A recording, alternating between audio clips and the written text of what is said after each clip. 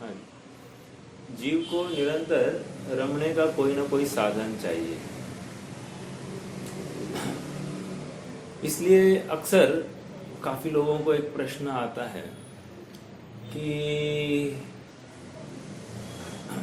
मतलब जो भोगभूमि के जीव है क्या करते होंगे। वहाँ पैसा कमाना नहीं है, वहाँ विषय भोग नहीं है, गाड़ी नहीं है, बंगला नहीं है, मतलब बंगला तो रेडीमेड है, मतलब बंगला भी बनाना नहीं है, कोई देवा लेवा नहीं है, बच्चे पैदा करने नहीं है। वो एक बार बच्चा पैदा होता है इनका, ये मर जाते हैं, मतलब ज़्यादा कोई विषय है ही नहीं। और भोजन भी बनाना नहीं है, ना राशन लाना है, मतलब हर दूसरे तीसरे दिन उनको वो कल्प वृक्ष के नीचे बैठो, भोजन मिलने वाला है, सब रेडीमेड है। तो क्या करते होंगे, मतलब दिन भर क्या करते होंगे, ये प्रश्न जायज है कि नहीं। क्यों हो रहा है मैं बाद में बताऊंगा। दूसरा, जैसे सर्वार सिद्धि के देवे ग्रह, मतलब 9 ग्रहवेग और उसके ऊपर के देव क्या करते हैं। ये तो ब्रह्मचारी होते हैं ना, मतलब नीचे के 16वें स्वर्ग तक तो मतलब उनकी देवियां नियोगिनी देवियां होती है, तो उनके विषय होते होंगे। बट 16वें स्वर्ग के ऊपर 9 ग्रहवेग और अनुत्तर और अनुधीश और अनुत्तर, या तो देवों को कोई मतलब कोई साधन ही नहीं ना मनोरंजन का। दिन भर क्या करते होंगे। और आयु छोटी है नहीं ना, आयु तो सागरों में है साहब। हमारी माता जी के लिए आत्मा में लीन है, तो फिर जाना चाहिए था ना डायरेक्ट मोक्ष, नहीं ना। और मिथ्या दृष्टि भी है ना 9 ग्रहवेगों में, 9 ग्रहवेगों में मिथ्या दृष्टि जीव भी ये रहते हैं ना। प्रश्न ये है फिर आत्मा में लीन कैसे होंगे। और हम तो ये कह रहे हैं कि क्या करते होंगे। ना उनके पास किसी का विषय कषाय की बातें है, ना ये छोटा ये बड़ा ऐसा, क्योंकि सभी अहम इंद्र है, तो कोई छोटा बड़े का कोई वहां पर बात ही नहीं है, सभी मंद कषाई है। इसलिए उनको विषय भोगों की वासना भी नहीं है, भूख प्यास लगती नहीं है। और कदाचित जिस समय में ऐसा एक विकल्प आया तो अमृत झर जाता होगा, मतलब अमृत झर जाता है इन द सेंस क्या है कि उनकी कषाय शमित हो जाती, इतनी सी बात है। अमृत वहां जा रहता ही नहीं है, लेकिन कहते हैं कि अमृत कंठ से झरता है। लॉजिकल बात यह है कि उनकी इच्छाएं शमित हो जाती है। ओके, प्रश्न फिर से है, क्या करते होंगे। अरे दिन भर वो जिनवानी या जो कोई विषय होगा उनका आगम के बारे में चिंतन मनन, बोर नहीं होता होगा क्या। प्रश्न तो ये है साहब, हमारे पास इंडल्ज होने के लिए बहुत सारी व्यवस्थाएं हैं। हमको बाल बच्चों को देखना है, हमको उनकी पढ़ाई लिखाई देखनी है, हमको उनको ट्यूशन्स देखने हैं, उनका करियर देखना है, वो अच्छे जॉब पर जा रहे हैं कि नहीं, वो कोई गलत संगति में तो नहीं है ना, मतलब इन सब बातों का हमारे माथे के ऊपर भार है कि नहीं। तो कोई ना कोई हम हर जगह पर हमको इन्वॉल्व होना है कि नहीं, देख रेख करनी कि नहीं। हमारा शरीर, हमारे घर का स्वास्थ्य, हमारे परिकर, हमारे इष्टजन, सब में आना जाना है कि नहीं, रुपया पैसा कमाना है कि नहीं, थोड़ा सा अपनी बुद्धि लगाकर थोड़ा एक्स्ट्रा पैसा कमाना है कि नहीं। ये तो हमारे पास सब साधन है, उनके पास क्या है। प्रश्न बहुत बड़ा है कि नहीं। उत्तर बहुत सरल है। उत्तर यही है कि ये जीव कहीं ना कहीं एक ठिकाना चाहता है रमने के लिए, और उसको मिलता नहीं है। और उसको लगता है कि मैं जो कुछ कर रहा हूँ ना, व्यापार कर रहा हूँ, हाँ, या जो कोई नौकरी कर रहा हूँ, मेरा जो कोई पेशा चल रहा है, महिलाएं होगी, गृहस्थी होगी, या गृहस्थी और जॉब व्यापार दोनों संभाल रही हूँ, सब मैं I am trying to make both the ends meet, तो ये सब मैं कर रही हूँ, तो ये करना पड़ रहा है ना, तो ये इसमें रम रहा है जीव। और ऐसा कोई साधन वहां पर नहीं दिख रहा है, तो क्या करेगा। और सबसे बड़ी बात, सिद्ध क्या करते होंगे साहब, अरहंतों को तो कुछ काम है, वाणी खिरानी है, धड़ाधड़ 4 टाइम 5 टाइम, मतलब जब जब अवसर आए उनको तो सर्वांग से वाणी खिरानी। तो हमको कुछ ना कुछ जॉब दिखाई दे रहा है, मतलब वो टास्क है उनके पास में। लेकिन सिद्धों को तो कोई टास्क नहीं है, और दिन भर क्या करना है साहब, बस आत्मा में बैठना है। और आत्मा में क्या करना है, वही पिक्चर बार बार घुमाते बैठो, बार बार घुमाओ। पहले समय में देखा 3 लोग 3 काल लिखे, अगले समय में देखा फिर से 3 लोग 3 काल, फिर अगले समय में 3 लोग 3 काल। अरे हाउ बोरिंग, क्या है। फिर से प्रश्न ये है कि इस जीव को एक यूं कहिए कि थोड़ा सा एक मतलब वो जो कर रहे हैं वो क्यों करे, ऐसा एक अंदर से एक फीलिंग है। हमको अभी जन्म से लेकर अब तक हमारे ऊपर एक संस्कार हो गया है कि भाई धर्म का साथ छोड़ना नहीं, धर्म का साथ छोड़ना नहीं। इसलिए हम कदाचित थोड़ा बहुत स्वाध्याय आदि, देव दर्शन आदि, पूजन भक्ति आदि में अपने इष्ट जनों में थोड़ा सा रमते जमते हैं। लेकिन बात यह है कि अन्य स्थानों पर क्या व्यवस्था है, इसलिए जीव कोई कल्पना ही नहीं कर सकता है। तो उसको प्रश्न होता है कि ये क्या करते होंगे, एंड उसको उसमें आनंद नहीं दिखाई दे रहा है। वे वहां पर आनंद भोग रहे हैं, उस आनंद को ये इमेजिन नहीं कर पा रहा है। इसलिए एक बहुत लॉजिकली यहां पर एक बात रखी गई है, भाई तू एक काम कर, तुम आगम चिट्ठा तदो जेठा, तुम आगम का सेवन करना चालू करो। क्यों क्यों क्यों? आगम का सेवन करना चालू करोगे तो तुझे सहज ही तेरा रमने लगेगा। समझ में आ रहा है? जैसे यहाँ पर कोई दुकानदारी कर रहा है तो वो उसमें उसका उपयोग रमता है, तो दिन कहाँ खत्म होता है उसको खबर नहीं पड़ती। या फिर कोई दिन भर काम करता है तो उसका दिन कहाँ खत्म होता है उसको खबर नहीं पड़ती। क्यों? वो काम में व्यस्त है ना। तो अब तुझे क्या करना है, कह रहे एक काम कर, तू तो आगम में प्रवृत्ति कर। तो क्या होगा साहब का आगम में प्रवृत्ति होगी? आगम में प्रवृत्ति करने से 2 बातें होगी। तू यहां वहां नोक झोंक जो कर रहा था ना दिन रात, ये आया वो गया, ये अच्छा ये बुरा, ये सब मिट जाएगा। एक दूसरा, तुझे वस्तु स्वरूप का भान हो जाएगा। 2, तीसरी बात, तुझे अपनी आत्म वस्तु भी प्रशंसनीय है, आनंदमयी है, भोगने योग्य है, सेवन करने योग्य है, ये खबर आएगी। और तू पर में कुछ कर नहीं सकता, ये पूरा विश्वास हो जाएगा। और आगम बहुत वास्ट है, करना नियोग के माध्यम से देखो, चरना नियोग के माध्यम से देखो। तो जब तू स्वाध्याय मतलब कुछ आगम का पढ़ना या सुनना नहीं कर रहा होगा तो कदाचित खान पान की व्यवस्था में वहां पर शुद्धि का पालन करके, विवेक धारण करके जीव दया करेगा, वहां पर आरंभ से निवृत्त होने की चेष्टा करेगा, अर्थात ये जो पढ़ा है उसी को इम्प्लीमेंट करेगा, तो वहां भी तेरा मन रमेगा।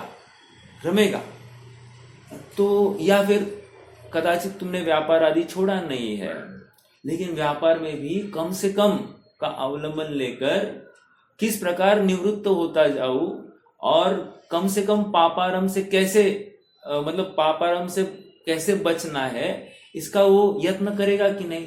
तो उसका एक नवीन गेम में उपयोग रमता जाएगा।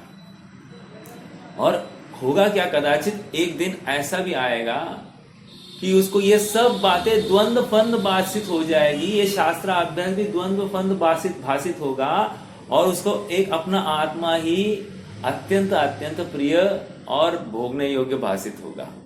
और जैसे ये होगा, वो अंदर की धगश इतनी तीव्र होगी कि वो अपने आत्मा में जम गया होगा। बाकी सब विषय एक बाजू में और ये एक बाजू में, ऐसा शरीर है ये भी भूल गया, मैं कोई परिणाम कर सकता हूं, अर्थात पर के लिए कोई भाव कर सकता हूं, ये भी भूल गया। मात्र मैं और मेरा आत्मा, इस प्रकार से वो अपने में एकाग्र होता है और कालांतर में वो श्रामण्य को भी अंगीकार कर लेता है। और जैसे ही श्रामण्य को अंगीकार कर दिया, वो मोक्ष मार्ग में स्थित हो गया है और उसके कालांतर में वो मोक्ष को भी प्राप्त होने वाला है। ये पूरी प्रोसेस है। तो क्या करना ये बहुत बड़ा प्रश्न नहीं है। जिसको अच्छी और रमने योग्य स्थायी वस्तु की प्राप्ति हो गई, अपने आप अस्थाई वस्तुएं छूटती जाती है, उनकी तरफ देखता भी नहीं है। समझ में आ रहा है? और जब स्थायित्व आ गया है और वो स्थायित्व कहीं जाएगा नहीं, ये पूरा निश्चय हो गया है, तो अब उसको भ्रांति ही नहीं रहती है। वो निरंतर अपने स्वभाव के प्राप्ति के लिए प्रयासरत रहता है। एक वीडियो देखा था। वीडियो मतलब क्या है कि एक चर्चा सुनी थी, और चर्चा थी स्मारक में, टोडरमल स्मारक में। और वहाँ चर्चा ये थी कि पुण्य अकिंचित कर है। प्रश्न काफी गंभीर है। पुण्य यदि अकिंचित कर है तो स्वाध्याय आदि की प्रेरणा क्यों दी जाती है? प्रश्न समझ में आया क्या? क्यों? स्वाध्याय भी तो पुण्य है ना साहब। शुभ भाव ही है ना। और आप क्या कह रहे हो? पुण्य है। एक वक्ता ने बहुत अच्छा उदाहरण दिया। मैं वो उदाहरण आप सबके सामने देता हूँ, मुझे बहुत अच्छा लगा। उदाहरण ये दिया, टीवी पर एक ऐड आती है, दाग अच्छे है। क्या कहा? टीवी पर एक ऐड आती है, दाग अच्छे है।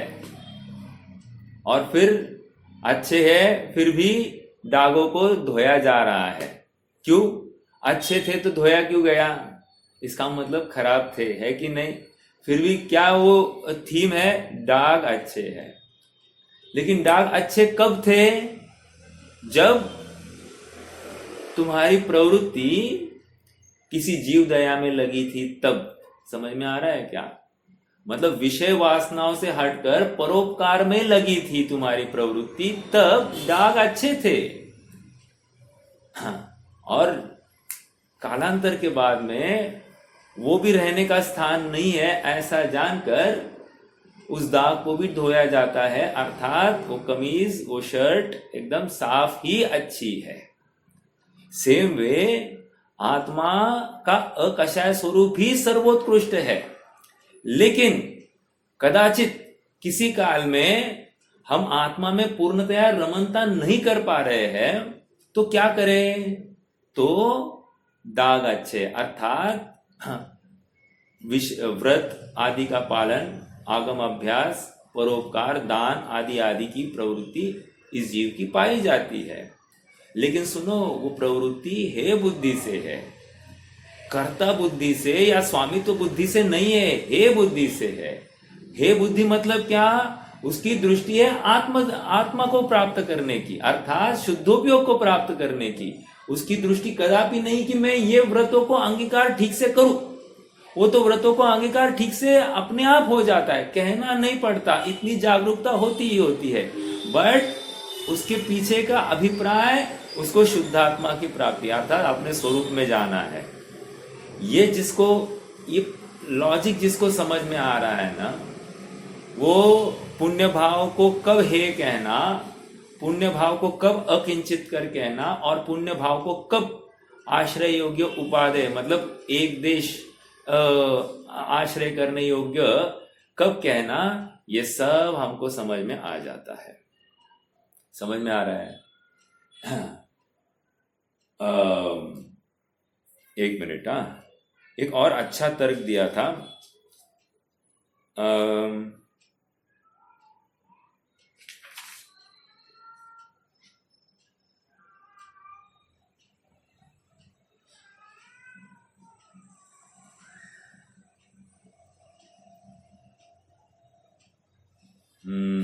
नहीं, अभी मुझे मिल नहीं रहा है।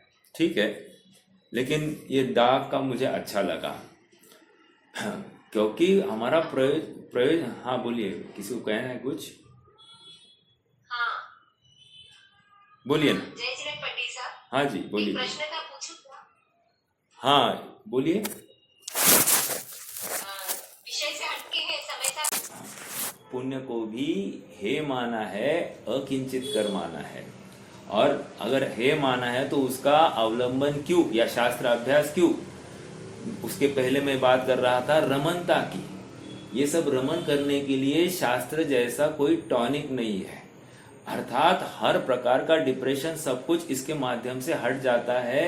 प्लस हमारा उपयोग, अगर हमको ये अच्छी रुचि आ जाए तो उपयोग इतना रमता है कि हम खाना पीना सब भूल जाते हैं। और कहो तो आगे चलकर उस शास्त्र में कथित जो शुद्धात्मा है, उस शुद्धात्मा की भी इतनी महिमा आने लगती है कि इस शास्त्र का अभ्यास भी पीछे पड़ जाता है और शुद्धात्मा में रमणता हो जाती है। ठीक है, पुण्य का आदर या आश्रय तब तक जब तक शुद्धात्मा में जाता नहीं है, तब तक। अर्थात आगम का आश्रय तब तक जब तक शुद्धात्मा में जाता नहीं है, तब तक। अर्थात स्वपर का भेद वो करने सीखे नहीं तब तक करना ही करना है। और यूं कहो कि शुचि ज्ञान संयम उपकरण, अर्थात मुनि अवस्था में भी जिनवाणी को एक उपकरण कहा है, या अर्थात उसका अवलंबन करने की आज्ञा है, प्रेरणा दी गई है। तो क्यों इतना ही है वहां पर कि जब तक तुम्हें आत्मा की प्राप्ति नहीं होती है तब तक तुम्हें इन सब का अवलंबन करना है। ठीक है, अर्थात आत्मा की प्राप्ति के लिए तीसरी कलश में क्या कहा? समय सार तीसरा कलश, मम परम विशुद्धि। ये जिनवाणी लिखने का प्रयोजन क्या है? मम परम विशुद्धि, मुझे परम विशुद्धि की प्राप्ति हो। परम विशुद्धि मतलब शुद्धात्मा, समझ में आ रहा है? उसकी प्राप्ति हो, इसलिए मैं ये सब यत्न कर रहा हूं। और सुनो, ये लिखते समय मेरी परिणति कलुषित हो गई है। अब हमको ये मानना पड़ेगा, हम स्वाध्याय कर रहे हैं तो हमारी परिणति कलुषित है। किस अपेक्षा? शुद्धोपयोग की अपेक्षा मेरी परिणति अभी वर्तमान में कलुषित है। लेकिन ये अभी इसको मैं कोई सर्वथा कहे अरे कलुषित परिणति है, और वो पाप में भी कलुषित परिणति है, लेकिन दोनों कलुषित में फर्क है भाई।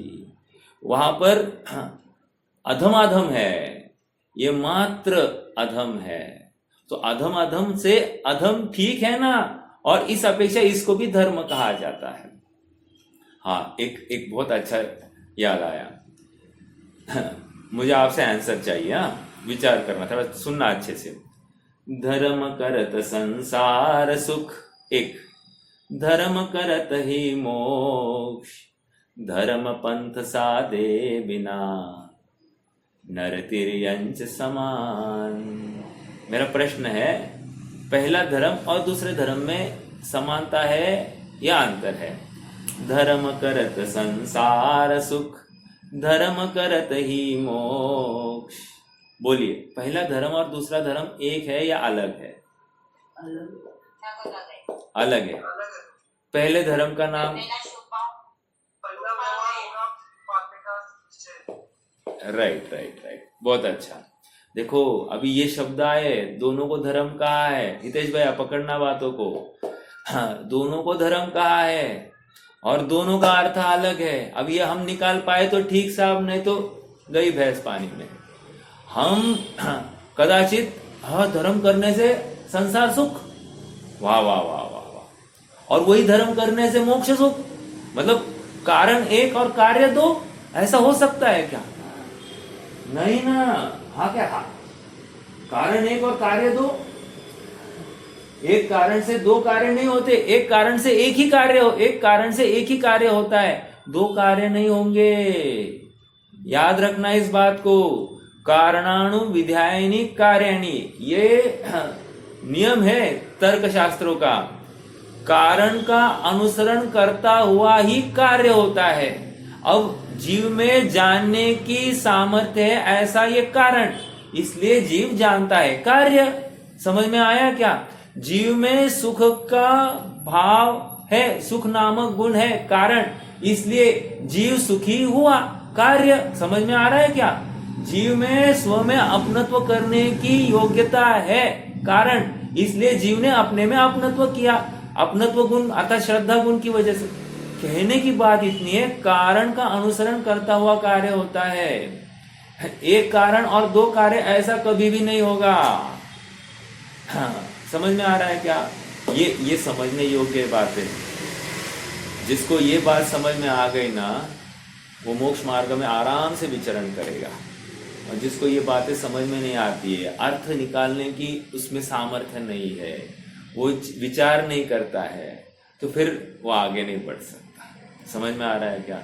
रुक जाएगी, उसकी ग्रोथ रुक जाएगी, कुंठित हो जाएगी। ओके, हाँ जी। चलिए आ जाइए अपने को। हाँ बोलिए ना। फिर सम्यक दृष्टि जीव या कोई भी मुनिरा है, वो तो अपने निश्चय धर्म के प्रति ही अलाइन रहते हैं, राइट रहते हैं। राइट। फिर भी उनके इस अगले जन्म में या इसमें उनको सातिशय पुण्य का बहुत उदय दिखाई देता है। राइट। तो वे एक कारण और दो कार्य। तो यहाँ पर कह रहे हैं अनइंटेंडेड पुण्य चलता है, और वो अनइंटेंशनल पुण्य विशेष पुण्य को फलित कराता है। जैसे उदाहरण दिया शास्त्रों में कि हमने बीजारोपण किया, हमको प्रयोजन किससे है? फल से है, राइट। लेकिन घास फास में आती है कि नहीं, और घास फास का कोई ना कोई उपयोग भी है कि नहीं है। ऐसा होते हमारा प्रयोजन तो था वो फल, वो फिर से उसमें से नवीन फसल आ जाए, तो फसल में जो कौन है या जो अभी गेहूं बोया, एक गेहूं के बदले हमको 100 गेहूं मिले, तो 100 गेहूं का प्रयोजन था हमारा। बाकी जो वो घास आई है वो हमको कार्यकारी नहीं है। लेकिन हमको यद्यपि कार्यकारी नहीं है तो भी उसका कोई ना कोई भाव है कि नहीं, अर्थात कोई ना कोई उसका क्रय विक्रय होता है कि नहीं, होता है। तो कह रहे जिस प्रकार वो इच्छित नहीं है फिर भी आ जाती है स्वयं में, उसी प्रकार यहाँ पर बुद्धिपूर्वक इच्छित नहीं है, लेकिन एक हिडन शुभ भाव पड़ा है। क्योंकि पूर्ण स्थिरता नहीं ना, पूर्ण स्थिरता नहीं मतलब क्या है? अस्थिरता है। और वो अस्थिरता क्या है? शुभ भाव जनित है। वो हिडन है, कहा नहीं गया है, लेकिन समझ लेना ये अस्थिरता शुभ भाव जनित है।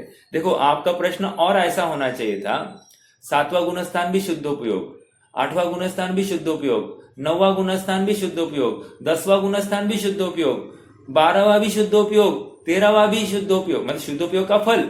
ठीक है, तो मेरा प्रश्न है 7वें, 8वें, 9वें, 10वें, 12वें, ये 5 गुणस्थान में शुद्धोपयोगी है।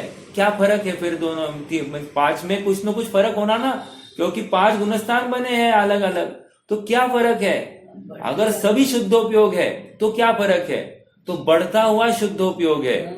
और इसका मतलब क्या? घटता हुआ शुभोपयोग। हिडन बाट क्या है? घटता हुआ शुभोपयोग है। अब ये जो शुभोपयोग है ना, कब? शुद्धोपयोग के काल में वो विशेष विशेष पुण्य, सातिशय पुण्य अर्जित करता है, और उसको लेकर सब नवीन बंध हो रहे।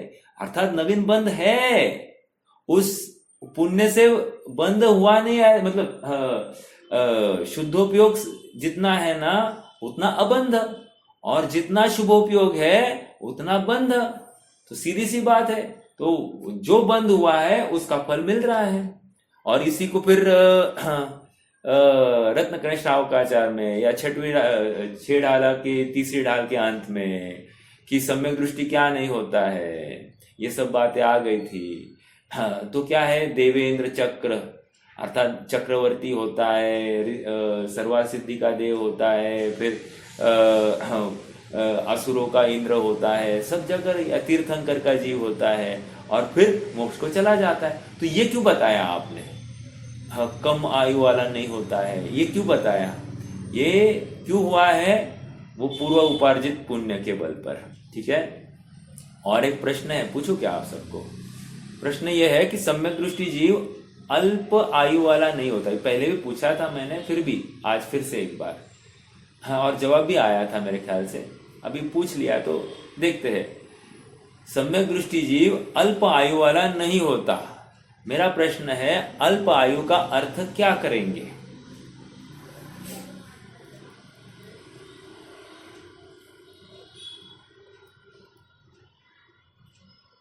बोलिए, कोई प्रयास करेगा?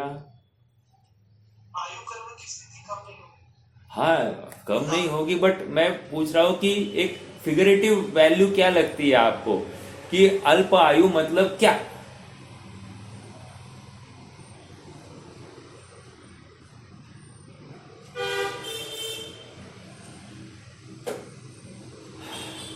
नहीं बताएंगे? चलो मैं बताता हूं।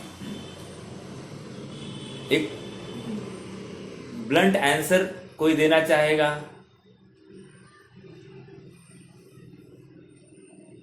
एक 44 का क्या आयु रहेगी ना उसकी? नहीं, अल्प आयु की बात कर रहा हूं। सम्यक दृष्टि जीव अल्प आयु वाला नहीं होता, इसका अर्थ क्या? मैं ये प्रश्न पूछ रहा हूं। सम्यक दृष्टि में जो आयुष्य ज्यादा है। हाँ, तो कितना, वही तो पूछ रहा हूँ। अंकों में बताओ कितना हो सकता है, कम से कम आपको क्या लगता है कि कितना होना चाहिए सम्यक दृष्टि को आयु? मनुष्य भव की आयु पूछ रहा हूं मैं, देव और ना। 8 साल से ज्यादा होना चाहिए। 8 साल से ज्यादा होना चाहिए, परफेक्ट। 8 साल मिनिमम चाहिए, 8 साल से कम वाला नहीं होगा, इतनी सी बात है। अल्प आयु का अर्थ ये लगाना, कितना? 8 साल से कम नहीं होगा, बाकी उसके ऊपर जो कुछ होगा होगा, लेकिन 8 साल तो चाहिए ही चाहिए। इसको अल्प आयु कह रहे। आप कह रहे यार ये क्या बहुत कम है यार, ये तो सम्यक दृष्टि को, उससे अच्छा तो हम है, 50 साल तो जी लिए, 40-50 साल जो कुछ है। कहने की बात इतनी ही है कि 8 साल is enough for going for मोक्ष, इसलिए कह रहे हैं कि 8 साल में। ओके, चलिए देखो, ये अर्थ निकालते आने चाहिए। अल्प आयु का अर्थ क्या? अब ये अभ्यास के बिना नहीं होता है ना, नहीं तो इसकी गलत धारणा पड़ी रहती कि नहीं अपने ज्ञान में। मैं यही तो समझाना चाह रहा हूँ कि 8 वर्ष पर आगे हुए ना मनुष्य की बात है। ठीक है, चलिए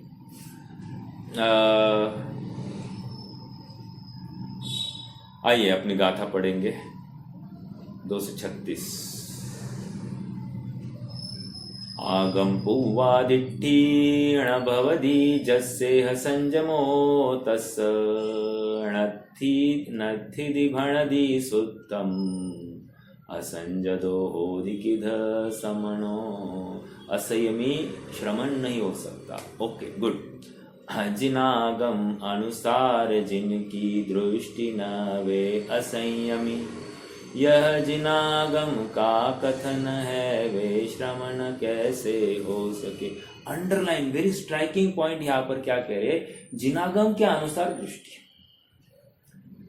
जिनागम के अनुसार दृष्टि मतलब क्या है मालूम है क्या? देखो मैं बताता हूँ आपको, इसके ऊपर बहुत विचार करने के लिए बहुत अवसर है। मतलब अपना बहुत संक्षेप में हुआ है, मैं इतना ही कह रहा हूँ। अभी 5-6 सेशन जो कुछ हो गए ना अपने, बहुत संक्षेप है, इतना खुल सकता है। अभी देखो, आज नवीन एंगल से जिनागम के अनुसार दृष्टि मतलब क्या?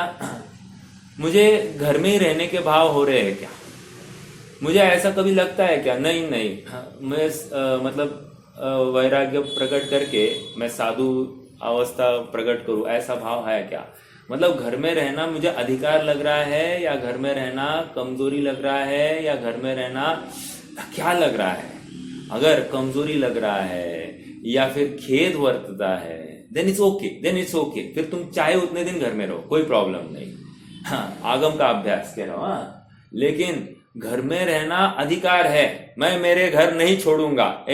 शाबाश, तूने आगम अभ्यास नहीं किया। समझ में आ रहा है क्या? अब सेम वे भोजन कर रहे हैं अपन, तो भोजन करते समय मैं ये भोजन इतना खाऊंगा ही खाऊंगा, ये मेरा अधिकार है। मेरे हाथ की रोटी तुमने छीनी, मेरी रोटी तुमने छीनी, बस ये अधिकार भाषित हो रहा है। इसको खेद नहीं हो रहा है कि ये भोजन करना अपराध है, अनशन स्वभाव, इसको खबर नहीं आ रहा है। समझ में आ रहा है क्या? ये ऐसे एनालिसिस करते आनी चाहिए हर क्रिया में। सोने के लिए, अब मैं सोने गया, यार ये मच्छर ने मेरी नींद भगा दी, कहां से आए यार ये मच्छर, तो गुड नाइट लगाओ, ये लगाओ, फैन लगाओ, चालू हो गया कि नहीं? तो क्या है? इसको अधिकार लग रहा है सोना, अपराध, इसको अपराध नहीं लग रहा है सोना, इसको अधिकार लग रहा है। गया, ये सम्यक्त्व का पात्र नहीं है। सम्यक्त्व का पात्रता बता रहा हूं मैं कैसी होती है। मान लो गर्मी बहुत हो गई, पहला पंखा लगा, पहले पंखा, ठंडा होने दे बाबा, ठंडा होने दे, ठंडा होने दे। बहुत डरा जैसा लग रहा है, कहते हैं ना लोग, बहुत कहते हैं जीव घाबर रहा है। मराठी में कहते जीव बहुत मतलब बेचैन हुआ है। तो ये बेचैनी का आधार क्या है?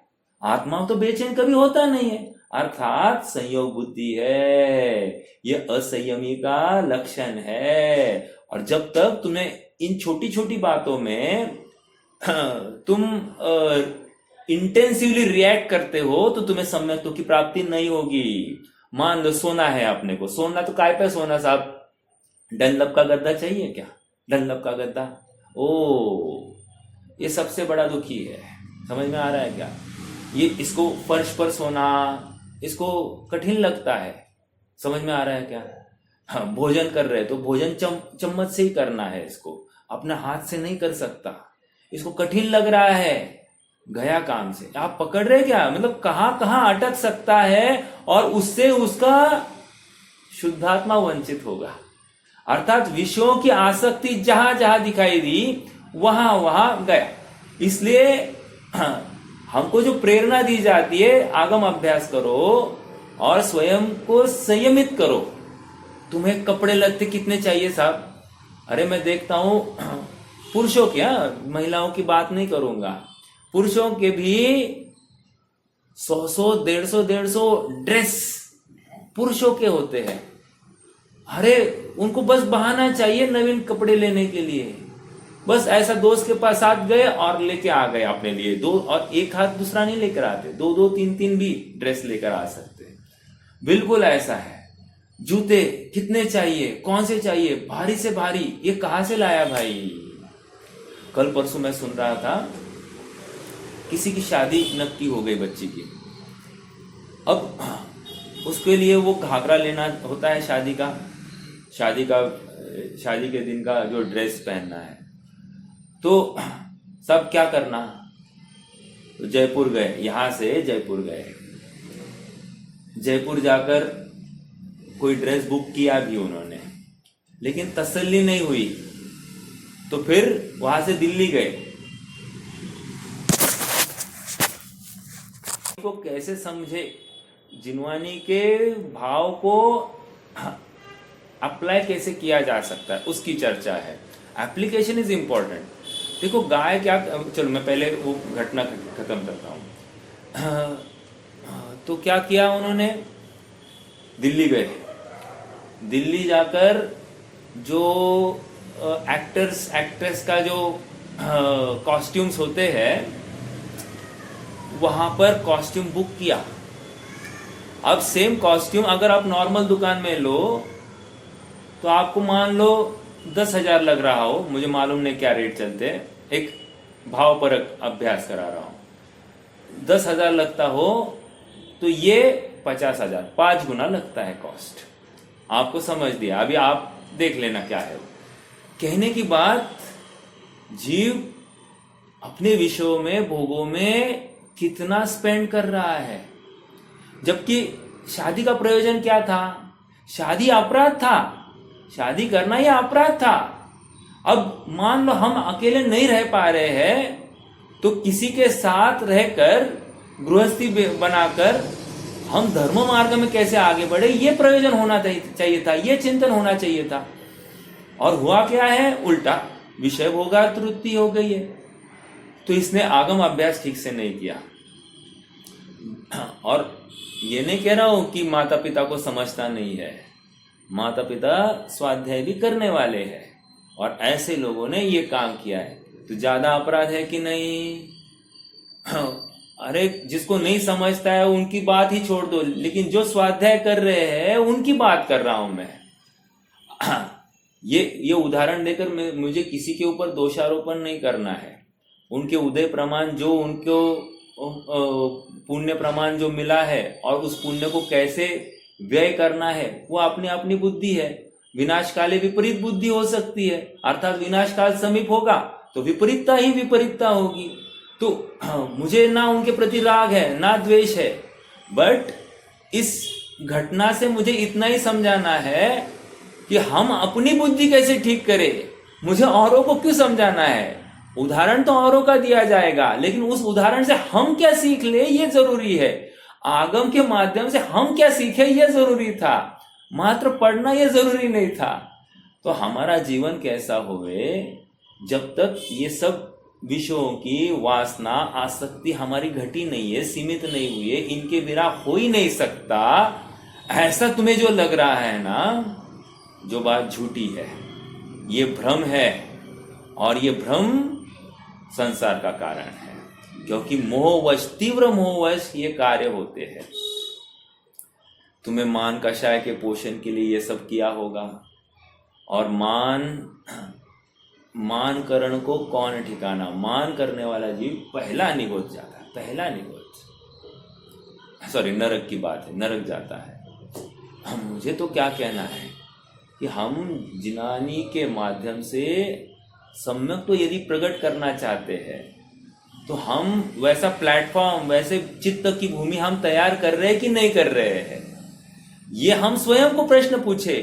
और यदि कल से आज मेरी चित्त की भूमि थोड़ी सी सॉफ्ट हो गई है, तो शाबाश की देना और आगे बढ़ने के लिए प्रेरित होना, कंटेंट नहीं होना और आगे बढ़ना है। कब तक? जब तक शुद्धात्मा को ध्याता नहीं हो तब तक। और तब तक क्या करना? उस चित्त की भूमि को ऐसे ही उपजाऊ बनाए रखने का यत्न करना, और ये आगम अभ्यास के माध्यम से होता है। सो रमणता कितनी जरूरी है आगम अभ्यास में, ये मुझे आपको समझाना है। आज जो स्टार्टिंग जो की रमणता के माध्यम से, उसका कितना अहमियत है, कितना पर्पस है। और लोगों को ए बाबा ये आत्मा फात्मा मत समझाओ हमको, फाइनल डायरेक्ट आत्म ध्यान में बैठना है, ध्यान में बैठ जाएंगे, लेकिन ये आत्मा वात्मा ये आपकी बातें नहीं सुन सकते, हमारे पास समय नहीं।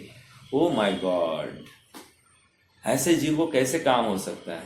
हितेश भैया पकड़ में आ रही क्या बात? आपको जच रही है क्या? मतलब आपको वेवर्ड तो नहीं लग रही है ना? मुझे ये समझना है, क्योंकि पकड़ना जरूरी है। ये छूट गया तो छूट गया, ऐसे है। बोलिए, ठीक तो है ना? या हाँ में हाँ? ठीक है, ठीक है। देखो, अपने को क्या अच्छा लगता है ये एक बात है। कदाचित मुझे विषय भोग अच्छे लगते होंगे, कदाचित मुझे मीठा खाना बहुत अच्छा लगता है, बट अच्छा लगते हुए भी ये स्वभाव की प्राप्ति में बाधक है, ये स्वीकृति होनी बहुत जरूरी है। पहले तो गलती का एहसास होना, फिर वो गलती को सुधार का अपन उपाय ढूंढेंगे। गलती का एहसास ही नहीं तो उपाय क्या ढूंढा जाएगा? समझ में आ रहा है? ठीक है, चलिए। तो ये क्या बात चल रही है अपनी कि आगम अभ्यास, आगम अभ्यास से क्या किया? जिनागम के अनुसार जिनकी दृष्टि, हमारी दृष्टि करने के लिए ये सब प्लेटफॉर्म तैयार करना पड़ेगा, क्योंकि दृष्टि ऐसी ओवरनाइट चेंज नहीं होगी। दृष्टि ओवरनाइट चेंज नहीं होगी, क्योंकि इर्द गिर्द में ना पूरा माया जाल है, और इसको बचपन से यही संस्कार है कि इस माया जाल में ही प्रवृत्त करना ही सुख है।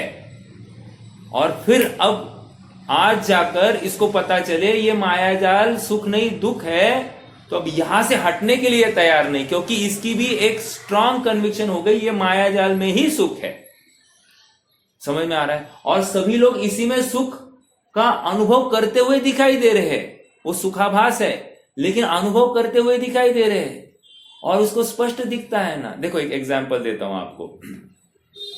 अपने को यहां से 1 किलोमीटर बस स्टॉप तक जाना है, तो कैसे जाना साहब? गाड़ी पर जाना है या पैदल जाना? नहीं, गाड़ी पर जाना। देखो, भोग वृत्ति, समझ में आ रहा है? इसको चलना भी कठिन लगने लग गया है। हर मुनि होएगा तो कब कैसे चलेगा? फिर उसको गाड़ी लाएंगे कहीं से? नहीं ना। तो यहां पर उसको ये विषय क्यों अच्छा लगा?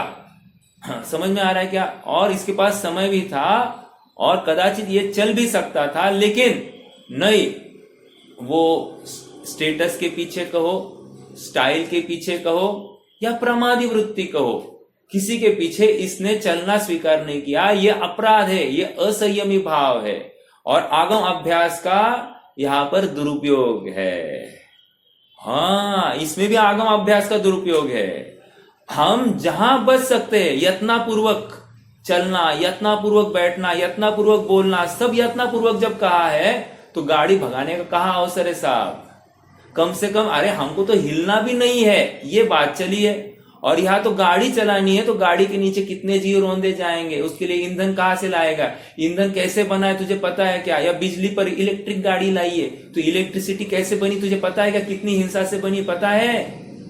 अरे विचार करना, सबके पीछे कोई ना कोई पाप आरंभ हुआ है और उस विद्युत उपकरण के पीछे तुम्हें कोई पाप दिखाई नहीं दे रहा है। समझ में आ रहा है क्या? विचार करना, मतलब हम बैठे हैं, अभी भी हम स्वाध्याय कर रहे, कहीं ना कहीं इलेक्ट्रिसिटी लग रही है कि नहीं लग रही है? ये इलेक्ट्रिसिटी के पीछे जितनी हिंसा हुई है वो हिंसा है कि नहीं है? लेकिन अगर मैं स्वाध्याय नहीं करूंगा तो क्या करूंगा? Biggest question is this. अगर मैं स्वाध्याय नहीं करता तो क्या करता? किसी के साथ फोन पर बात करता, कोई ना कोई विषय लेता, कोई ना कोई टीवी देखता, कोई ना कोई मैच देखता, कुछ ना ऐसा होता ना? या किसी के साथ चैटिंग करता, किसी के साथ फोन पर बात करता, यही होता ना? तो उससे अच्छा फिर स्वाध्याय है। तो ये पाप करते हुए, पाप हो रहा ये स्वीकार करते हुए सबसे बेस्ट ऑप्शन क्या है, वो ऑप्शन को चयन किया गया है। और ये मुझे ज्ञान कहां से हुआ? जिनागम के माध्यम से हुआ। ये सत्सद विवेक मुझे जिनागम के माध्यम से आता है। किसी को उपजत भी हो सकता है, मैं विरोध नहीं करता हूं, लेकिन अगर नहीं है उपजत तो फिर जिनागम हमको समझा रहा है ना भाई, थोड़ा सा बचो बचो। और तुम्हारी बुद्धि आत्मा के लिए रुचिवंत नहीं है तो नियम से तुम 6 कायों के जीवों की हिंसा में प्रवृत्त हो रहे हो। एक भी जीव नहीं मरा तो भी सभी के मरने का तुम्हारे ऊपर आश्रय का बंद हो रहा है, ये समझा रहे ना। ये बात हमको कौन बताता? जिनवानी के अलावा कौन बताने के लिए समर्थ था? समझ में आ रहा है क्या?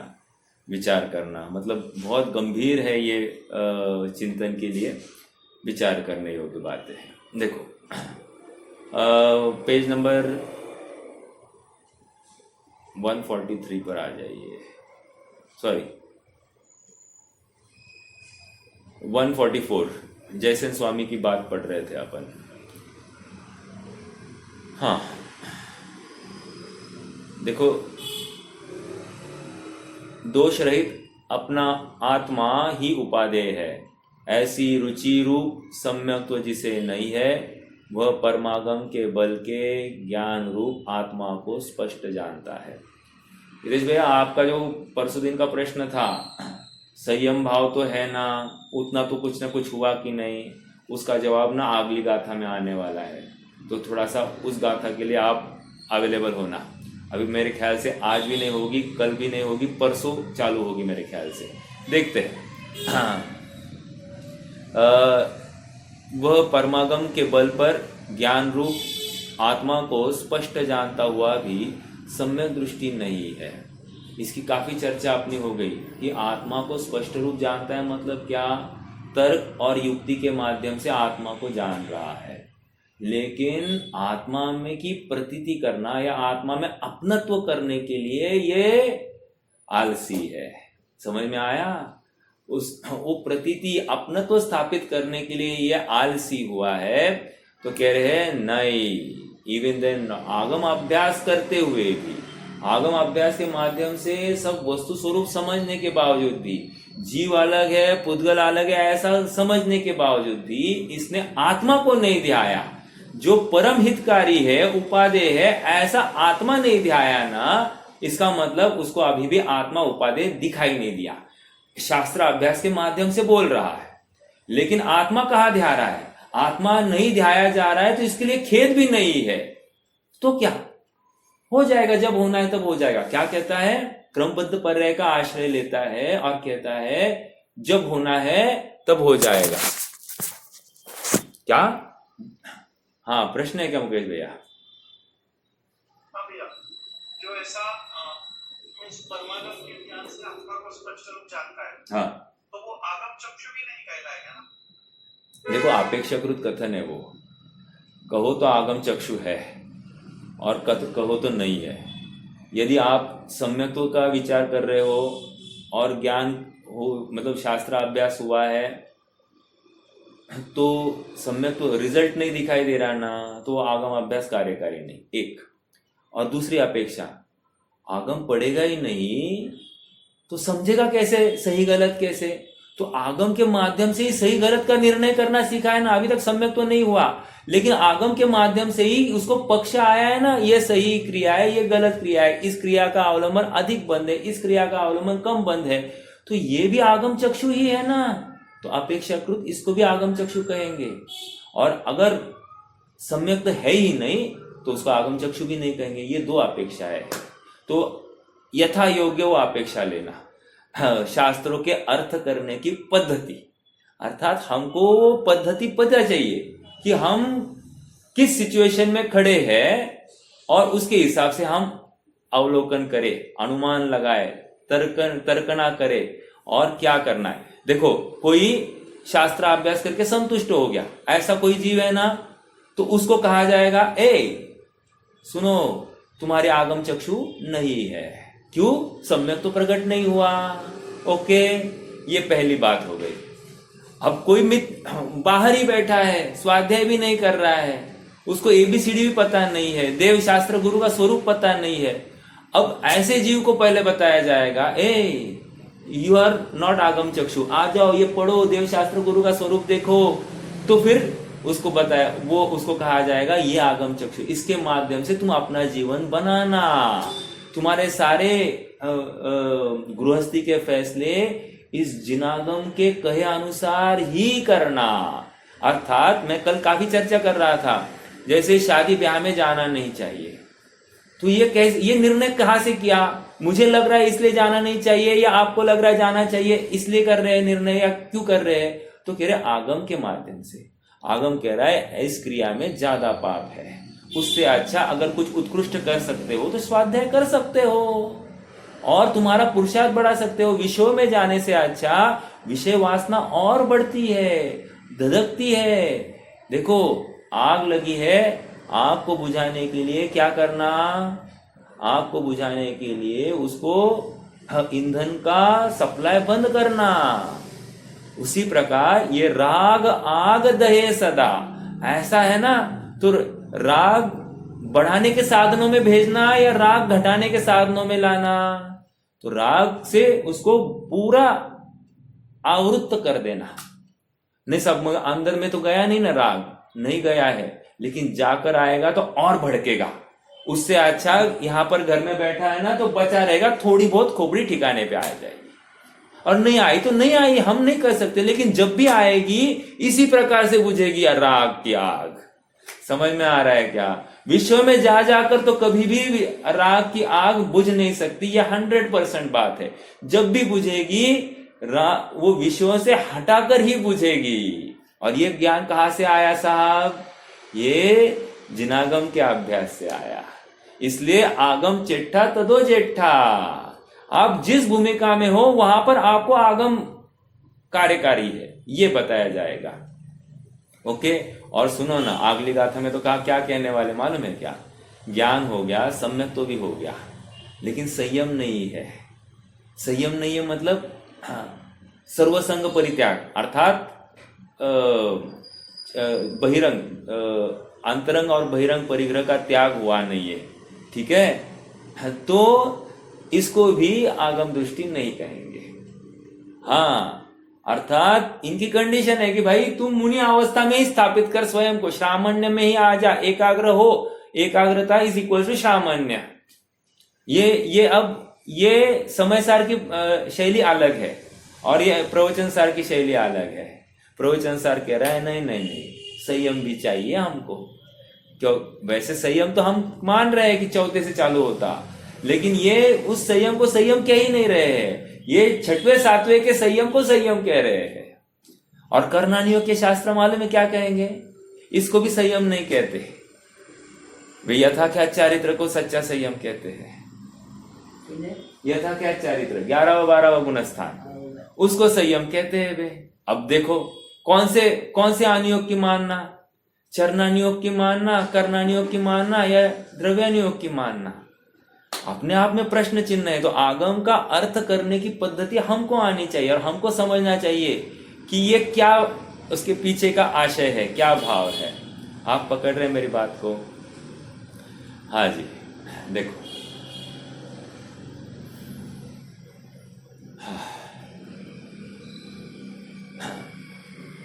वह परमागम के बल से ज्ञान रूप आत्मा को स्पष्ट जानता हुआ भी सम्यक दृष्टि नहीं है और ज्ञानी भी नहीं है। क्यों? आत्मा का अनादर है। ओके, आत्मा का अनादर। देखो शास्त्र अभ्यास का फल क्या था? तुम्हें आत्मा का आदर आना चाहिए था। आया क्या? नहीं आया। तो हमारे हिसाब से तुमने अभ्यास किया नहीं। बस जैसे कोई लड़का पढ़ाई कर रहा है, बहुत पढ़ाई करता है, सब रिजल्ट क्या है? फेल। अरे फिर पढ़ाई नहीं की। समझ में आया क्या?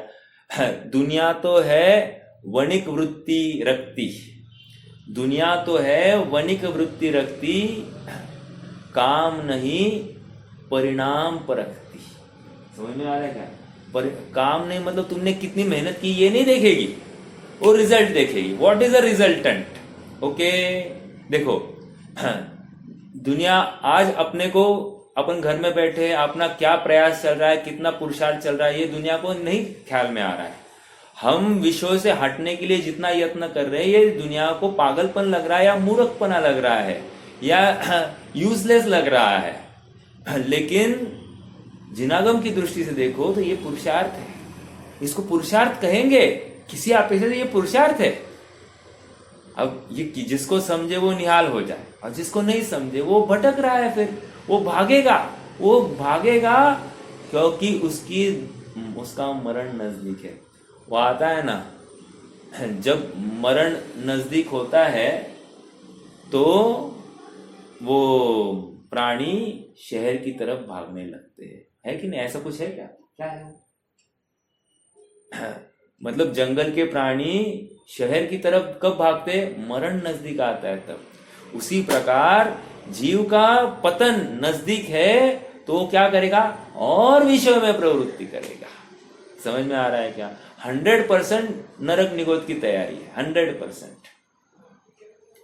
बहुत गंभीरता से लेना। अरे शास्त्राभ्यास करने वाला भी यथार्थ भाव नहीं ले, जिनवानी के भाव को यथार्थ रूप से नहीं पहचाने, वो भी नरक निगोद के लिए तैयारी करे।